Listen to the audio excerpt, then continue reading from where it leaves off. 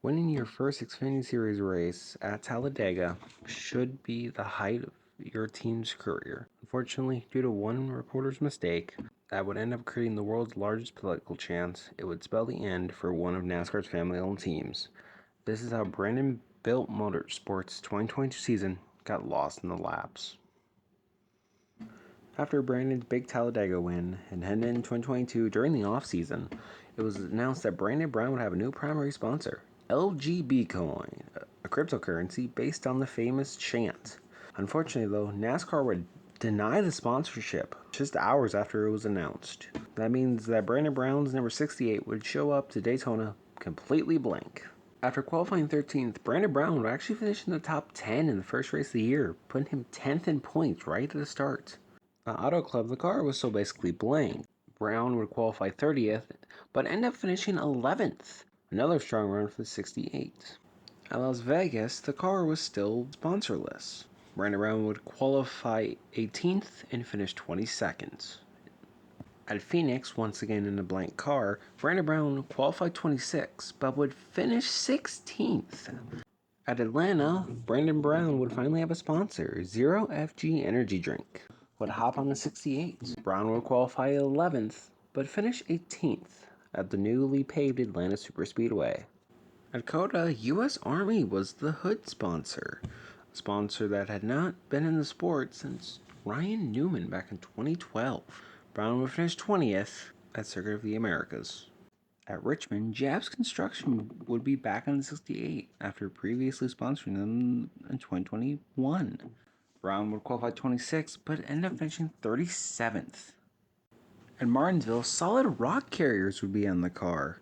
Brown would qualify 17th, but unfortunately crash out of the race, bringing Brandon Brown his first DNF of the 2022 season. At Talladega, Trade the Chain would be the primary. Brown would start 17th, but unfortunately crash out in the big one. The second DNF for Brandon Brown. At Dover, Trade the Chain came back as a primary once again. Brown qualified 22nd and finished 18th. At Darlington, Brandon Brown would run a throwback to his first late model with Brandon Built Foundations as the sponsor.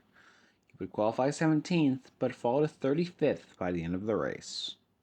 At Texas, a Brandon Built Foundations car would run once again, just not a throwback. He would qualify 23rd and make his way up to 15th. At Charlotte, Trade the Chain would be back on the car. Brandon qualified 32nd, but bowed back to a 17th place finish.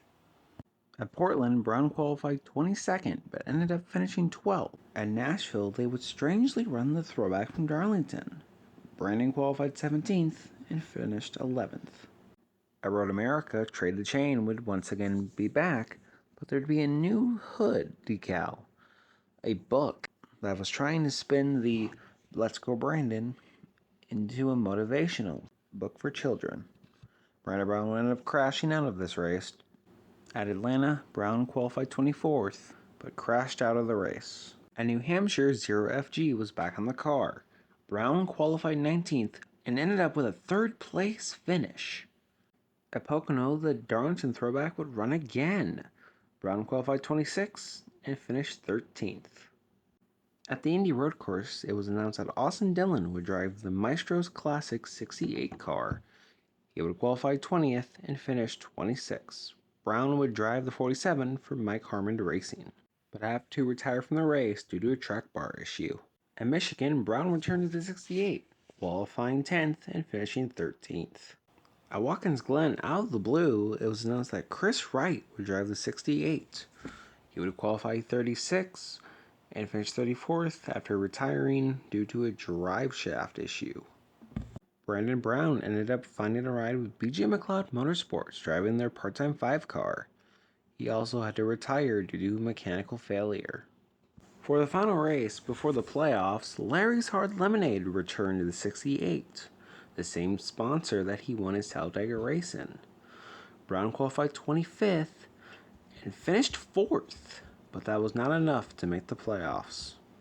At Darlington, Wright was put back in the car. He qualified 34th and finished 36th after crashing out. Brown took Jap's construction over to BJ McLeod Motorsports for Darlington and finished 29th. At Kansas, Wright Chevrolet would be on the car. Wright would finish 20th after rain canceled the race.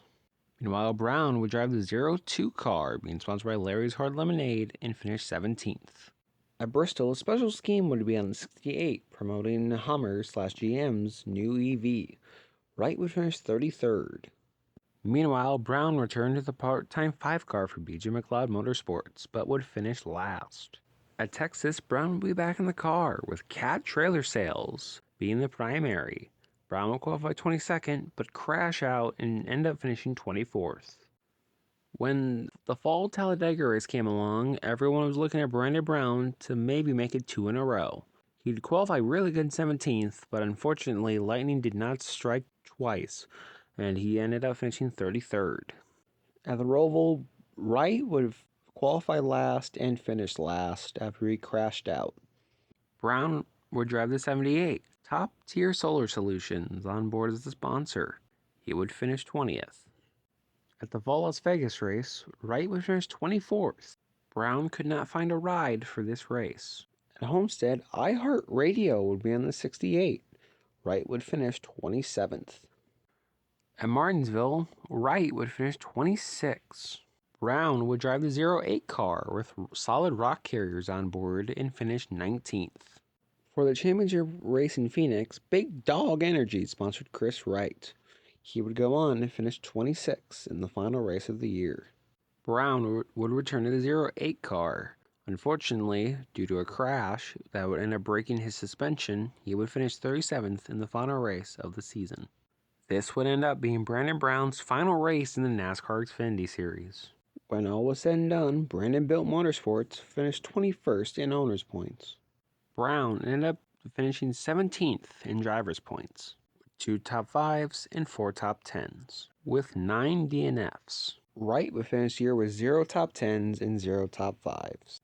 During the offseason in 2022, people were wondering who would drive the 68 next year. Well, it was confirmed that the team would actually be shutting down. All their equipment got sold off to FRS Racing, a brand new team owned by one of the previous employees of Brandon Built Motorsports. So there you have it. That's the story of how Brandon Built Motorsports' 2022 season got lost in the laps.